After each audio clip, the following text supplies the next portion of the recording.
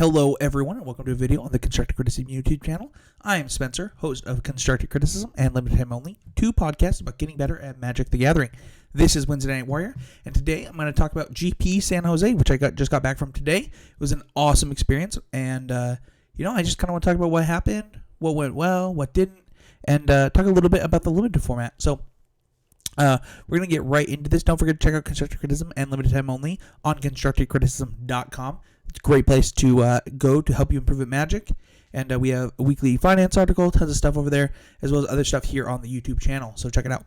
But let's get right into this. So GP San Jose was Aether Revolt Limited. Hi, Casey Sand. And we had a great time out there. We did a little bit of testing for the Pro Tour before the event. Then a bunch of drafts went between the players that went. And it was really fun. We had a great time. But day one, I show up. I had 2 buys in the event from winning a GPT, and I got to play. I got my seal pool, and it was pretty good. I could easily splash any removal spells that I wanted in red, and I ended up playing a black-green deck, splashing some of my red removal. I misbuilt my deck a little bit. I ended up playing a Hungry Flames that probably should have just been a Wildest Dreams that I ended up not playing because I was worried the format would be a little too fast, which I was wrong about.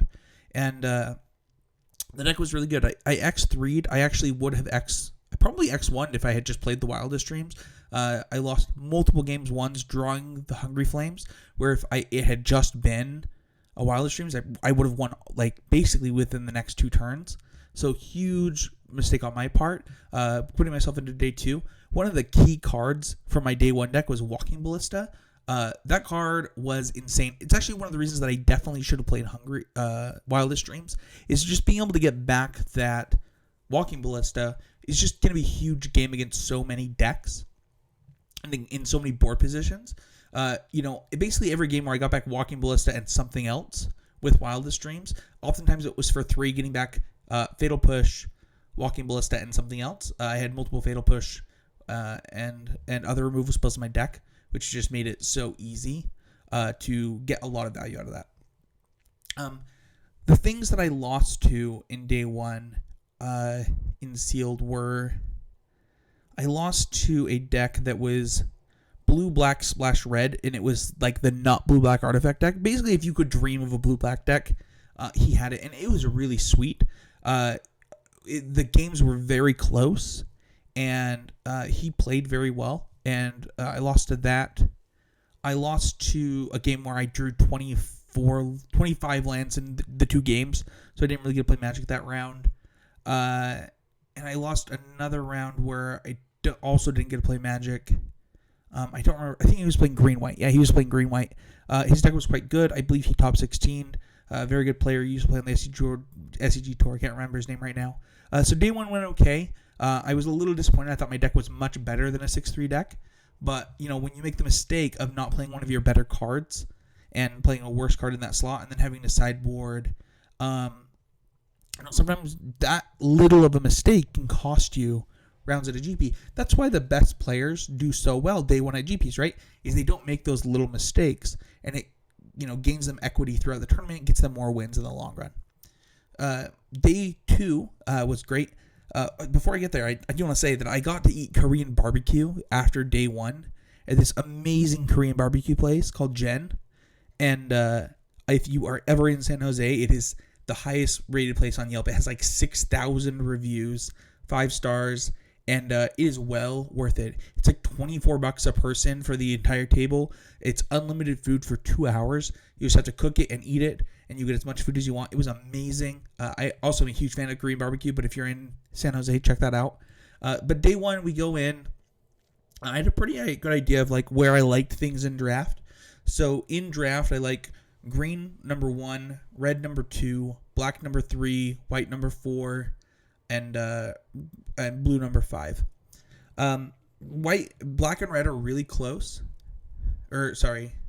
White and black are really close, and green and red are really far ahead. One of the things that I don't like, though, is I actually don't like green and red together very much. So I like green black and green white, and I like red black and red white. So I don't really like the colors together. So that's kind of where I was at going into the draft. I hadn't seen a lot of success with the blue decks. Blue decks actually didn't do very well day 2 either, so I don't think that changed. However, if you were the only drafter at your table, your blue deck could do pretty well. So in my first draft, I drafted red-white aggro. I had 2 Chandra's Revolutions, 2 Shocks, 3 Mobile Garrisons, and the guy that untaps, that makes a guy not block. So in multiple rounds, I was able to tap him to crew a Mobile Garrison, attack with Mobile Garrison, untap him, recrew the Mobile Garrison, make another guy not block, and it was very powerful. I 3-0'd that draft. I didn't actually think my deck was a 3-0 deck. I thought it was like pretty close to a 2-1 deck. But yeah, I very happy with the deck. I obviously those key cards. I really do believe that Chandra's Revolution might be the best common in the set over the Black Removal spell that kills anything, including a vehicle. The reason that I believe that is because of the tempo of this format. Similar to Kaladesh, this is a tempo-based format. While it is slower, getting that tempo from keeping a land tap down is huge. There were multiple times throughout the tournament, I had 2 Chandra's Revolutions in both of my draft decks, and I won most games where I cast Chandra's Revolution on turn 4, because what you can do is you can tap down their one of their key colors, and oftentimes they just won't be able to cast one of the best spells in their hand. They have to settle for casting a worse spell, which puts you even further ahead as you cast your best spell the following turn, and it was a huge deal in this draft specifically. One of the things that I really did like in the format is Shock.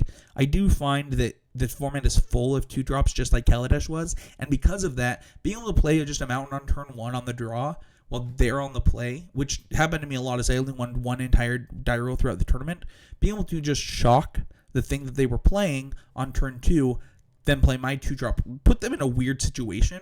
Oftentimes they plan on that 2-drop, either trading with your 2-drop or doing something else, and just gaining that tempo advantage was a huge deal, just like in the format before would have been. So tempo is still a huge part of the game. In my second draft, I did win draft pod 1, by the way. I 3-0'd with that deck. In draft pod 2, I first picked a Chandra's Revolution, second picked a Chandra's Revolution, third picked a Shock, fourth picked a Shock. I was pretty close to just having the same deck. But what ended up happening is I ended up black-red. I got the black-red, the key black-red card also that gives +2/+0 to your artifacts and stuff like that. And yeah, the deck overall seemed great. I got a little unlucky in the second draft. I got mana flooded in my first, in every game in my first 6 games. All of my games in my first 2 matches went to 6 games. I definitely made some misplays in that draft. As you know, in GPs they're long, right? You're going into the 14 round territory, the 15 round territory, and in rounds 13 and 14, I definitely was starting to make some misplays.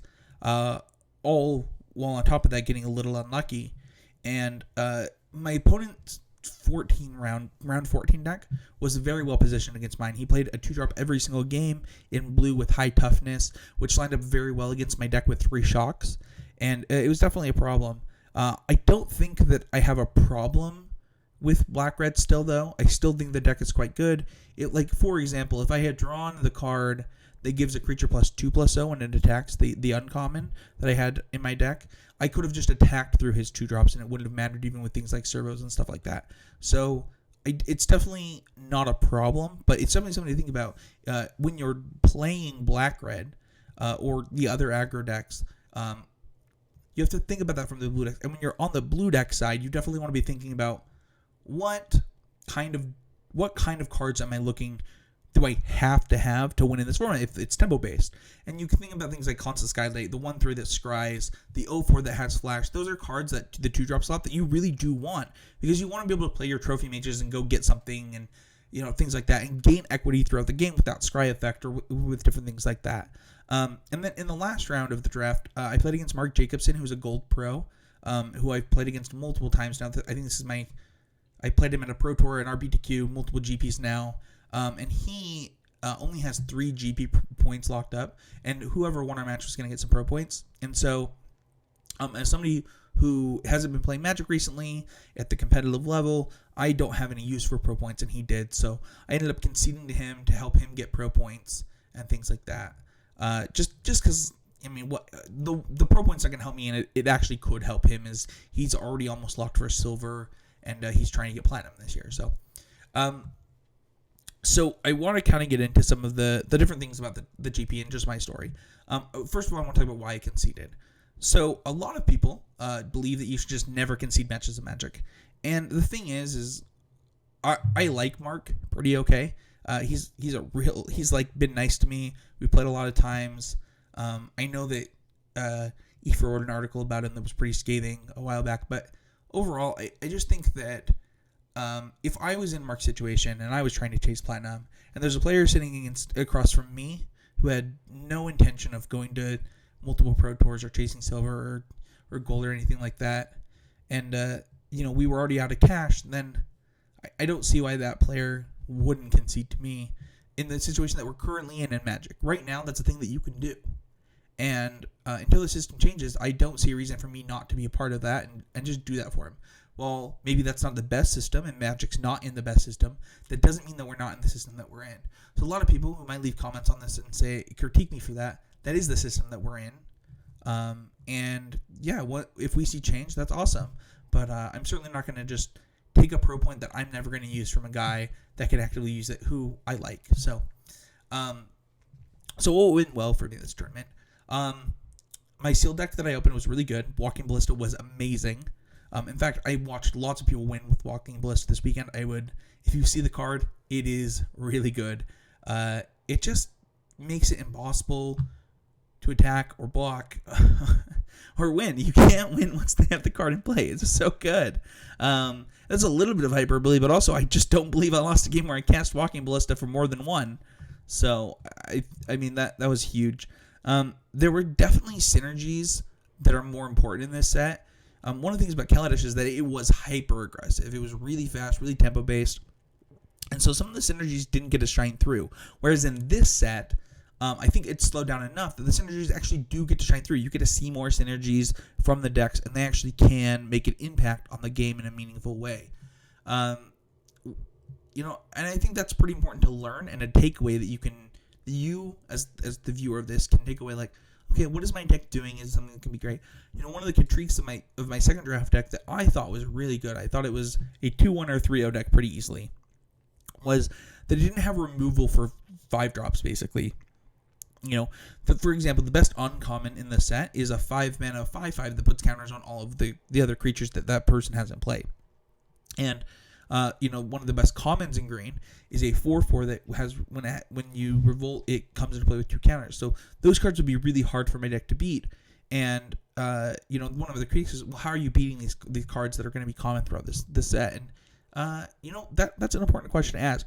We thought that would be the case with Kaladesh because there were so few things with 5 toughness.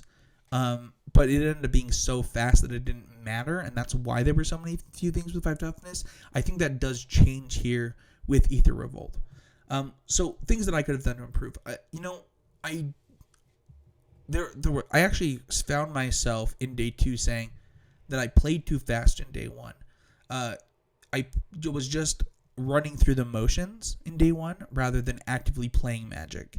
And so for day 2, one of my goals was to think about plays and think turns ahead when I was making decisions.